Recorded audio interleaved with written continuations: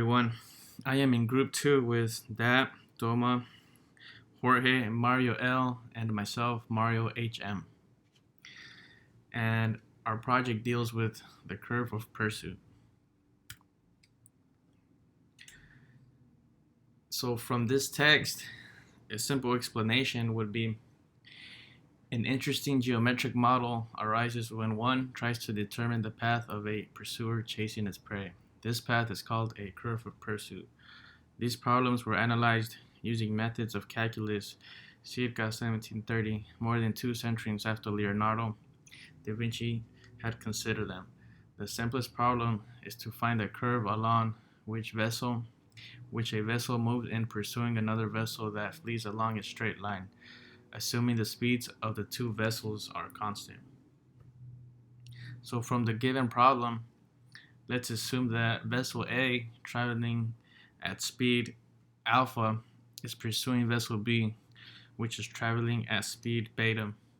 In addition, assume that vessel A begins at time t equals 0 at the origin and pursues vessel B, which begins at the point 1, 0, and travels up the line x equal to 1. After t hours, vessel A is located at the point p equals xy, and vessel B is located at the point q 1 equals 1 comma beta t. The goal is to describe the locus points of p, that is, to find y as a function of x. So in conclusion, our project deals with calculating the pursuit of vessel A onto vessel B, which is pretty much our whole idea of this project. And if you fast forward to my part, which is part D, it asks me, using separation of variables and the initial conditions x equals to 0 and w equals dy over dx equals to 0 when t equals to 0. Show that with those initial conditions, we end up with this equation here. So from a previous part, which would be part C, in this part we end up with this given equation, which I am going to use for my part, which is right here, which is x minus 1 times dw over dx equals to negative beta over alpha square root 1 plus w to the second power. So here I'm going to use this given differential equation, and it looks like it's separable.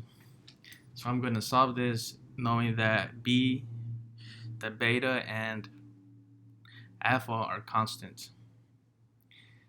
So from here I would separate this differential equation and then take the integral of both sides.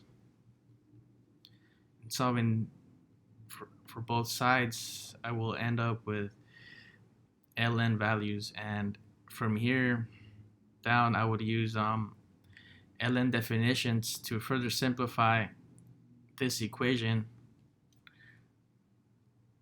all the way up until I get about to this point here. After taking the integral and simplifying it, I will end up with this equation, w equals 1/2 parentheses c parentheses 1 minus x. Well, pretty much this equation here. Now once I get to this point, my problem gives me initial conditions where x is equal to 0 and w is also equal to 0. Now using these given values, I plug them into this equation that I got from this first differential equation, and as I solve, plugging in the values for 0, I end up with c is equal to negative 1. Now using this given value for C, I then go back to this equation and plug in the values for C. Once I plug in the values for C, you could determine that this equation here, this final equation, is the same equation that I got myself from solving this initial equation. So this is part of the process of calculating for this next equation, which is part E, which is not my part, but from my equation, you derive the curve of pursuit, which is for this part. Now, if you fast forward to the next part, which is part F, it asks you find the location where vessel A intercepts vessel B if alpha is greater than beta.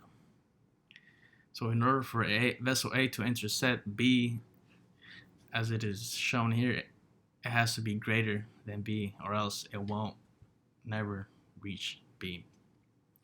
So from the previous part, using this equation, which is the curve of pursuit, I am giving the initial value here, x is equal to 1, and plugging in x equal to 1 to the curve of pursuit equation, I get the value y equals this value here. Now, this is where vessel A intercepts B, which is 1 comma beta times alpha over alpha squared minus b squared. And this given coordinate is where A intercepts B.